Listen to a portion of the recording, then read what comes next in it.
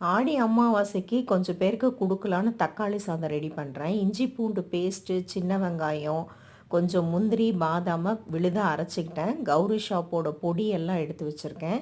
வெங்காயம் கட் பண்ணியாச்சு, புதினா கொத்தமல்லி ரெடி பண்ணி வச்சாச்சு, தக்காளி அரைச்சி வச்சுட்டேன்.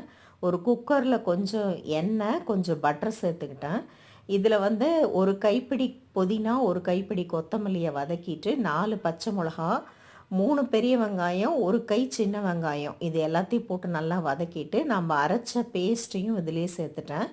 இதில் கௌரி ஷாப்போட மஞ்சத்தூள் 1/2 ஸ்பூனு, காரத்துக்கு கொளத்தூர் வரமிளகாத்தூள் ஒரு 4 ஸ்பூன் சேர்த்துக்கிட்டேன். கௌரி ஷாப்போட நாட்டு கொத்தமல்லி தூள், வறுத்த நாட்டு கொத்தமல்லி தூள் செம்ம டேஸ்ட்டாக இருக்கும், அது ஒரு 4 ஸ்பூன் சேர்த்துக்கிட்டேன். அதுக்கப்புறம் கௌரி ஷாப்போட கரம் மசாலா, இது ரொம்ப ஸ்ட்ராங்காக இருக்கும், அதனால் நான் தாளிக்கிறதுக்கு கூட பட்டை லவங்கம் எதுவுமே போடலை. இது ஒரே ஒரு ஸ்பூன் அளவுக்கு சேர்த்துட்டேன். இது எல்லாம் வதங்கி வந்தோடனே நான் 1 கிலோ தக்காளியை தண்ணி சேர்த்தாமல் அரைச்சி வச்சுருந்தேன். அந்த தக்காளி விழுதையும் இதுலேயே சேர்த்துட்டேன்.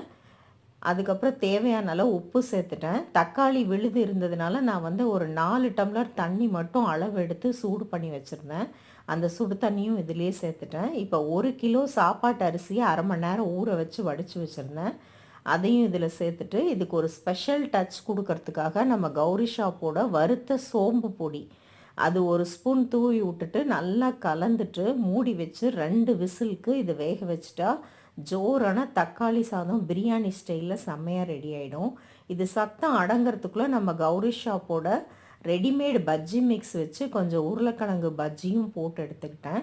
இப்போ இது தக்காளி சாதம் பஜ்ஜி எல்லாம் ரெடி. இப்போ இதை பேக் பண்ணி கொஞ்சம் பேருக்கு கொடுக்க போகிறோம். இந்த மாதிரி அமாவாசை பௌர்ணமியிலலாம் கொடுக்கும்போது ஒரு மன நிறைவாக இருக்குது. இந்த பொடியெல்லாம் வேணும்னா நீங்கள் கௌரி ஷாப்பில் வாங்கிக்கலாம்.